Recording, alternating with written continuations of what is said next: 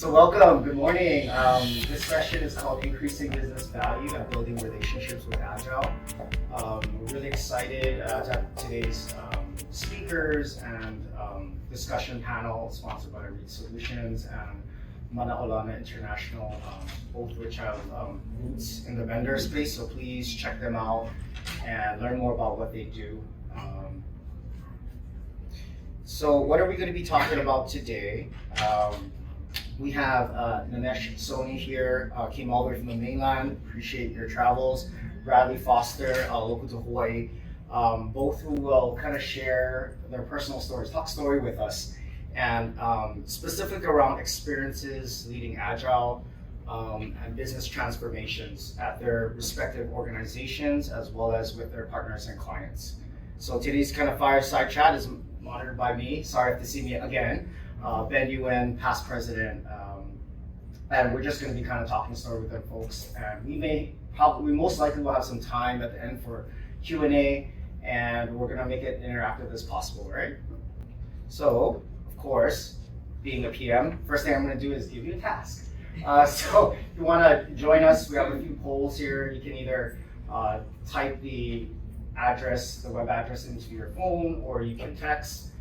While that's happening, Nimesh, could you share with us where you're from? Sure. Right, so welcome all of you. Excited to be here, excited to be sharing our experience and knowledge with you guys. To start with, I'm actually all the way from other side of the world, originally from India, and through the journey, been to many countries, many companies. Currently, I'm in Philadelphia and work as the enterprise agile transformation coach, trainer, mentor. So we basically do anything and everything that a client needs to embrace agility. We do a lot of training, we do a lot of coaching also, and then we also offer a lot of one-on-one mentoring for those who are really interested in and diving deeper and deeper into it. I like to say we bring a lot of stories. Instead of saying I have a lot of years of experience, I've worked at many organizations helping them in this transformation. But instead of saying experiences, I'm rather looking at it as me bringing all those stories for you that brings value to you. Right?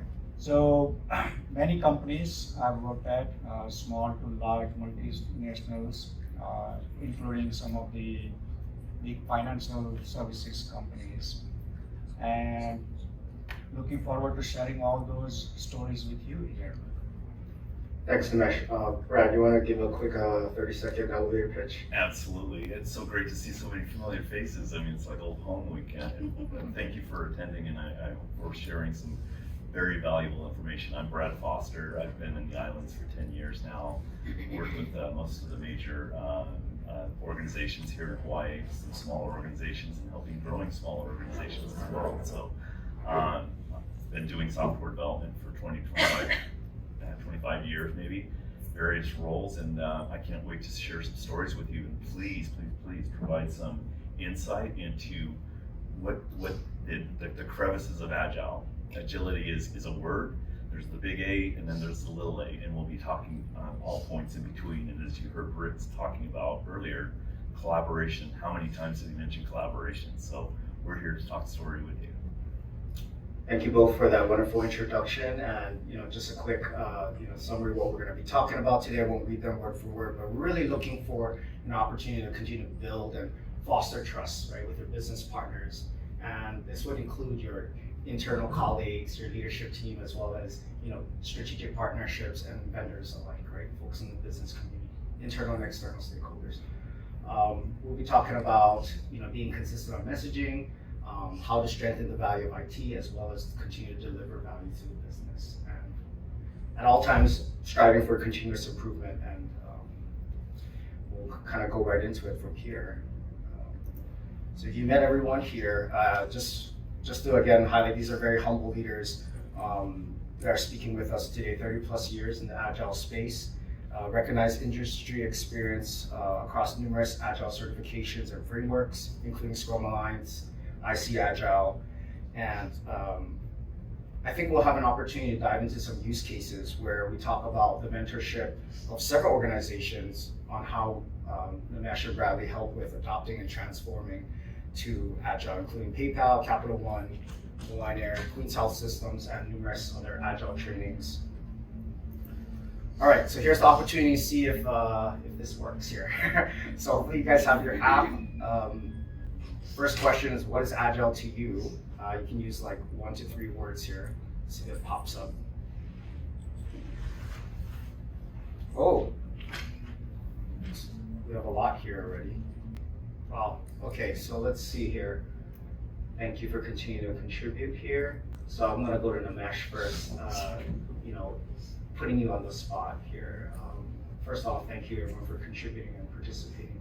Any key themes that you're drawing from the group's feedback here that you want to double click on? Great.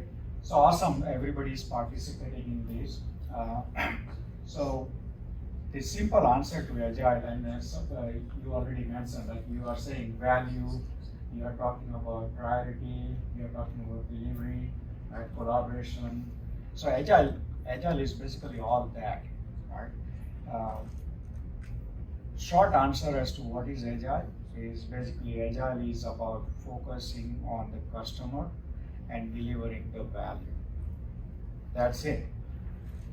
Focusing on customer as to what customer wants, and then making it happen and delivering it frequently, right? So typically, we will work on a particular project or product for months, and then we will try to do a big bang release.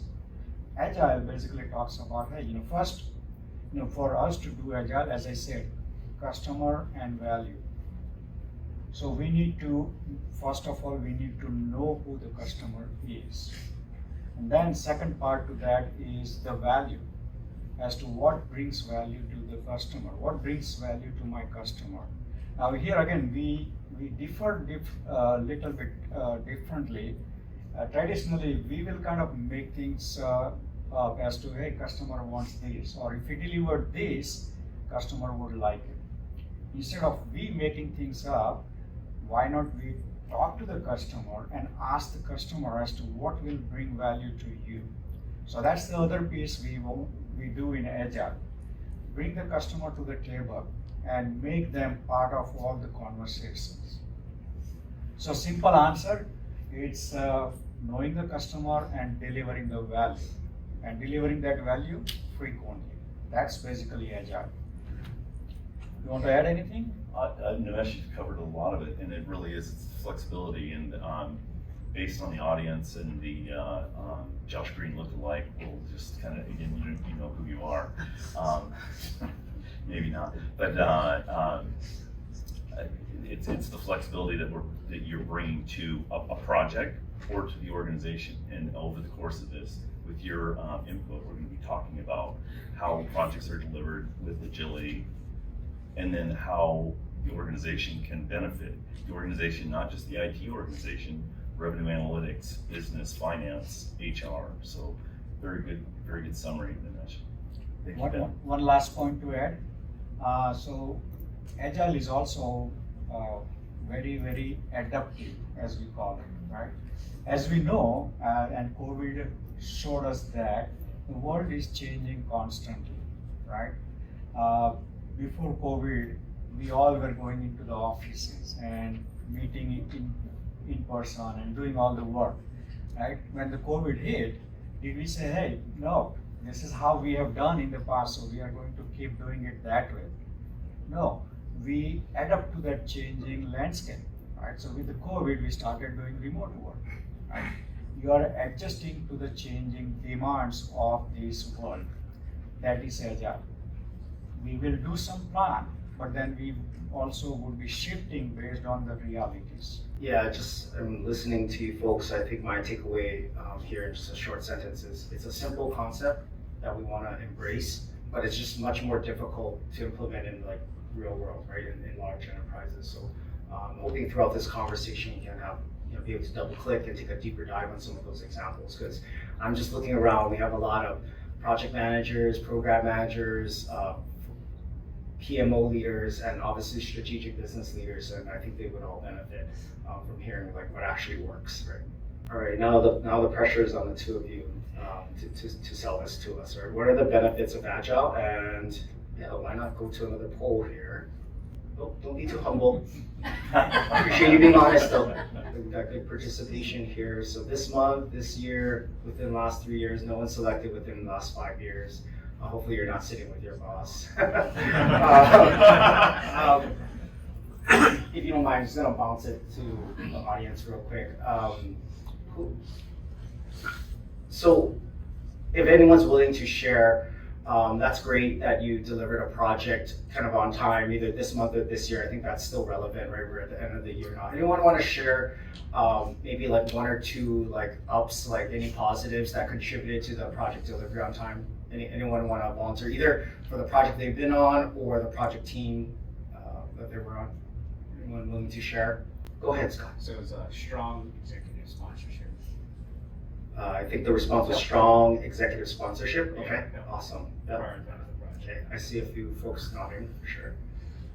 Anyone else? A few big contributors? Yeah, go Just ahead. getting decisions quickly. And the response is getting decisions quickly. And is that specifically to the team, or are we again talking about executive steering type of audiences? Sometimes it requires executive steering Okay. to get it, but they Great. need to do it quickly if you're going to make the deadline. Excellent. Thank you for that insight. For anyone that's selected, and not to pick on you, within the last 3 years or other, curious to hear about any blockers that they encountered, key blockers that maybe delayed the project. Go ahead. I think one of the experience we had is the changing requirements. Changing requirements. Is that changing requirements or ever-changing requirements? They're both bad, but yeah. And if you don't mind me double-clicking on that, was that like halfway through the project, near the end of the project, throughout the project? Throughout the project? Okay, okay. Anyone else kind of experienced that for projects they were involved in? I mean, I have. Yeah? Absolutely. At Boeing, we used to say, we've got a 3-year project. 3-year project, and that was my start at PM. And this kind of naturally, pivots us to what I want to talk about next. Why go Agile? What are the benefits of Agile? We have practitioners and leaders in the audience that have, I would say, followed traditional PMI frameworks. Some have followed more of a product management, more in line with some of the principles of like Scrum that you folks are very accustomed to. And I would say you'll even see some of the speakers kind of hit on today, being in Hawaii, taking more of an adaptive or hybrid approach. So we'd love to hear your folks' thoughts on folks like us taking similar kind of a mental model and approach like that. So before I go into the benefits, I want to briefly touch on the approaches, and that goes along with some of the inputs we got. Right? So Scott, you mentioned executive buy-in. Right? We talk about agile adoption. There are 2 approaches. So there is one which we call top-down. Right? If we have the executive buy-in, is that enough for agile adoption? The other approach is bottom-up, as we call it. So we have project teams doing agile, let's say. Is that enough? A team is sold on agile and they want to do it. That's all. Right? That is the bottom-up approach. For agile to succeed, you need both these parties to come together, right? We need the executive buy-in, definitely, and then we need the teams to be able to adapt this agile approach, right? The different way of building and delivering product, as we call it, right? So those are the 2 approaches. So keep those 2 approaches in mind. As far as why we would want to take this journey, let's talk about that, right? And I'll talk it from both the ends, right? Because again, it has to bring value to both the parties. Otherwise, one party doesn't want to come to the table, right? So what are the benefits? First and foremost, as I was saying earlier, it brings the customer to the table. Right? We won't be talking to the customer in the beginning of like when we initiate the project, and at the end when we want to go and show the product. Right? Instead, what we are saying is definitely those are the endpoints, but between those endpoints also, we would continuously talk to the customer. We want the customer to the table. We want to hear from the customer regularly. So that's the first benefit, I would say.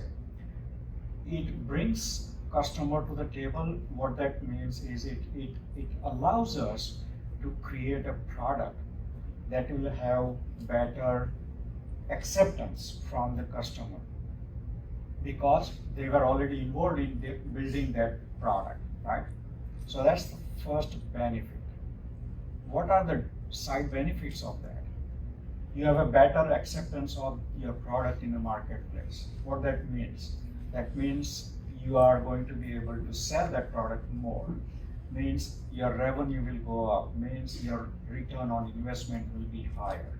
Right? So it has kind of trickling effect, if you want to call it. The second piece is we are focusing on value.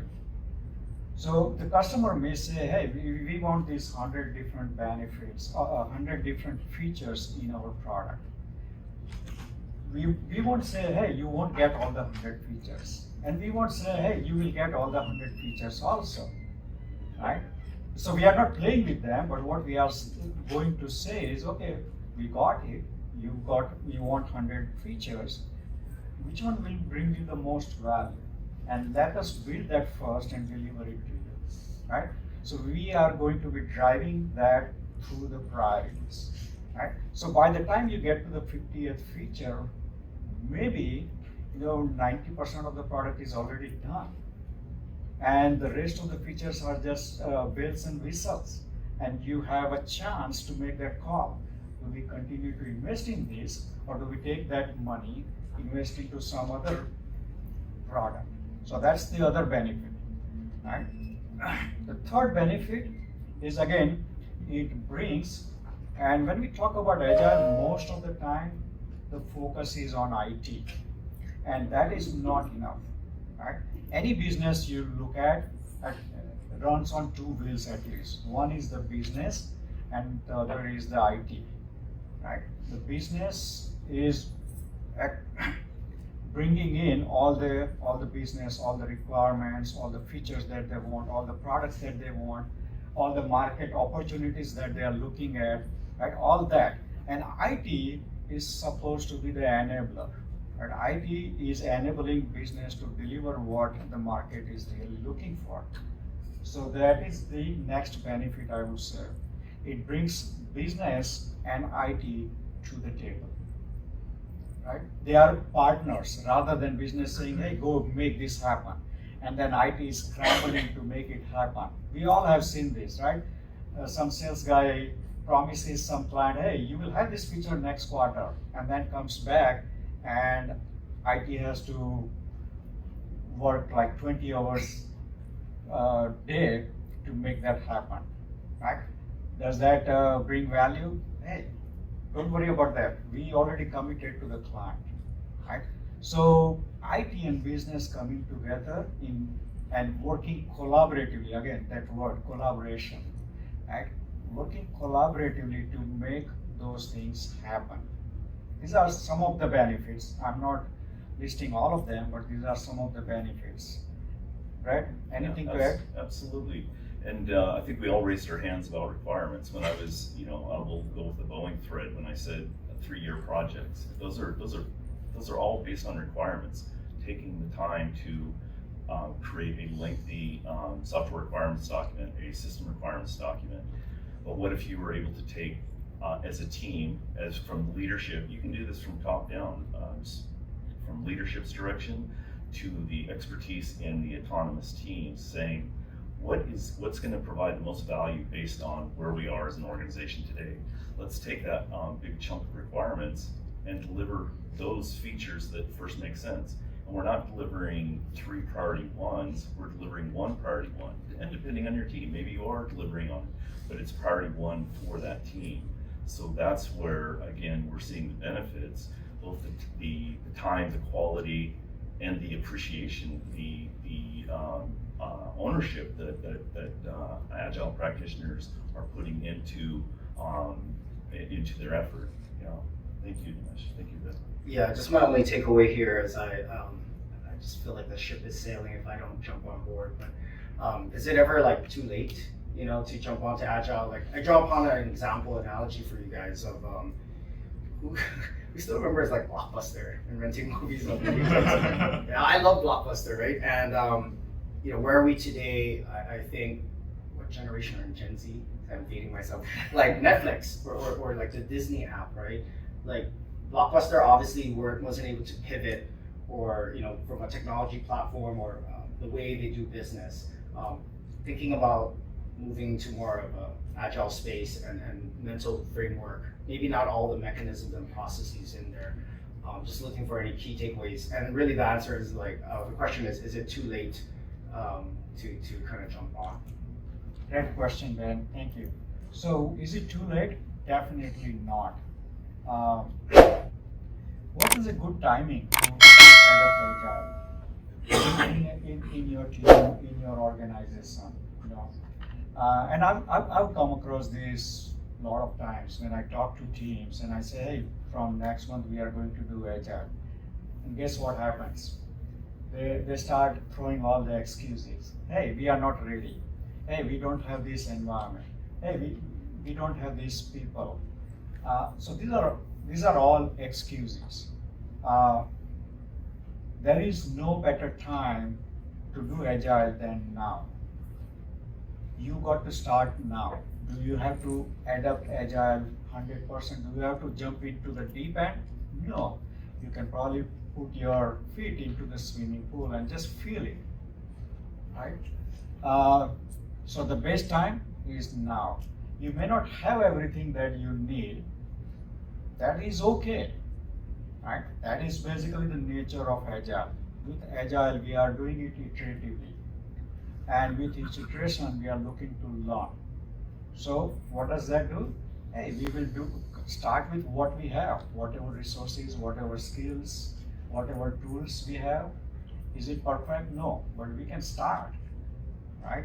And then with each iteration, we'll continue to improve, right? So as we do that, we will learn from it. We will feed that learning back into our system, if you want to call it.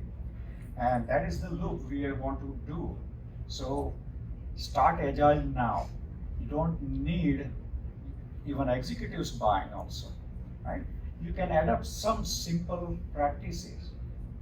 So for example, in Agile, we talk a lot about daily scrum, right? In PMI world, we talk about communication, right? For any project to succeed, you need to communicate more regularly, more often. Daily scrum will help you in that communication among your team members, right? Anything to add? I hope you realize it. Again, it's not about speed, but nonetheless, it's never too late. I was fortunate enough to work with a company locally that was deep diving into safe travels. Again, as Rick alluded to this morning, talking about making the changes based upon on COVID. Safe travels that they were trying to run it from a call center, with human beings running a call center. Google's implemented an AI feature. We jumped on it and made an AI solution in literally a course of a week. We put an Agile team together. We were clear on the objectives. We formed a team. We did a quick overview of what agility is. There were young people, there were college graduates, there were senior people like myself, but we knocked it out of the ballpark to create a quick solution as a much needed for that particular moment. Yeah. Thank you, Ben. Awesome, and that's a nice transition to maybe the folks in this room, this event. As Yoho mentioned this morning in the introduction, PMI Global just had their first in-person summit in over 3 years. And it was pretty, breathtaking to see the number of hands when the new CEO, Pierce Lamont, he's a Frenchman, so I probably mispronounce his name, so I apologize. But he took a quick, kind of poll of hands, and I think over 60% of the attendees, this was their first in-person summit. So likewise, as we are welcoming you folks back to kind of in-person, not just for PMI events, but think about how you're doing work today. I know Rick from HMSA talked about, what they're doing at HMSA, trying to be more customer-centric in terms of the employees and what their needs are. Just Nimesh and Brad, I don't think you folks may have the silver bullet, but just trying to glean on why are we talking about Agile at PMI events. And I'll kind of start with something to consider. A few years ago, PMI Global acquired a discipline Agile as a framework. Would love to hear your thoughts on why they made that move. We're assuming it's a strategic long-term movement, and how do we, as folks invested in the PM community, align to that vision, align to that strategy, and any quick tips that we can apply sooner than later, right? Sure. Thank you, Ben. So why Agile at PMI? So first of all, when we talk about PMI and Agile, I think the first impression is like we think of them as like two separate camps, right? They are doing PMI, they are doing Agile, two separate camps. Ultimately, we both are working towards delivering something to the customer, right? That's the ultimate goal, whether we do Agile or PMI. So that's the ultimate goal. For earlier, again, I mentioned for any project to be successful, the key ingredient is communication, communication, communication. So PMI talks about that. In Agile, we talk about that, communication, collaboration, and that is why we have all those events and ceremonies, as we call it, the daily scrum, the sprint review, the retrospective. All that is geared towards bringing all the parties together more frequently, right? Again, another term I'll bring up from PMI is we talk about progressive elaboration when we talk about the requirements, right? Again, in Agile, we talk about that we don't want to do upfront like a big document. We will progressively elaborate the requirements, get the requirements, and refine it on an ongoing basis. So in Agile, we call it planning onion. So planning onion is nothing but doing the requirements gathering iteratively. So there are multiple layers like an onion, right? So I think instead of looking at these two as two separate camps, we have to look at them as like make them friends. Like, again, ultimate goal is the customer and delivering the value to the customer. So start looking at it as more of a friend, more of an ally, right? And start adopting some of those practices. As I was saying, simple things that you can do to bring more agility into your team, into your organization, right? So it brings value to you all, and that is why we wanted to talk about this topic here. Yeah, thanks, Nimesh. And just Brad, yeah, I'm gonna pivot for you. No worries. From left field, because I like to do that. I'm just gonna take by hands. Has anyone heard of roles in Agile, like Scrum, like Scrum Master? Anyone heard of that role? Product owner? Okay, so we got at least about half. I kind of want to make this probably a little bit more local of a story, if you don't mind, Brad. Being from the mainland, being here like 10 years now, would you mind sharing a little bit about your experience pivoting from a traditional project program enterprise function with a PMO, and then your journey towards moving into like more of a Scrum Master and Agile coach? And then Nimesh will give you an opportunity to kind of add any other insights that you've seen from other organizations. Yeah, absolutely, Ben. Thank you. And I mean, there's enough of a demographic here, and everybody's at different phases in their career with project management. We're at a PMI conference, and there's different interpretations, just like anything. You'll hear me kind of go strategic and tactical. That's one of my biggest mentors. I appreciated so much. He could provide strategic direction, and then he could put his hands on the keyboard, right after, and be part of the team. I personally have come from a technical background, computer engineering, but I was always wanting more. I've never lost that drive or things that inspire me to do a better job and to be more efficient. Boeing sent me to Carnegie Mellon for the capability maturity model. At that time, we were doing ISO, we were doing various other mill standards and other aspects of government requirements. Agility was not in the framework at all. We progressed into integrated product teams on the AWACS project, for example, and then getting into more locally. Why, how I ended up here. I have literally gone from, wow, it just seems like I'm inspecting quality into products. I'm a manager, whether it was vendor or whatever, but I didn't see the efficiency of what I was doing, and I wasn't getting a lot of reward from it.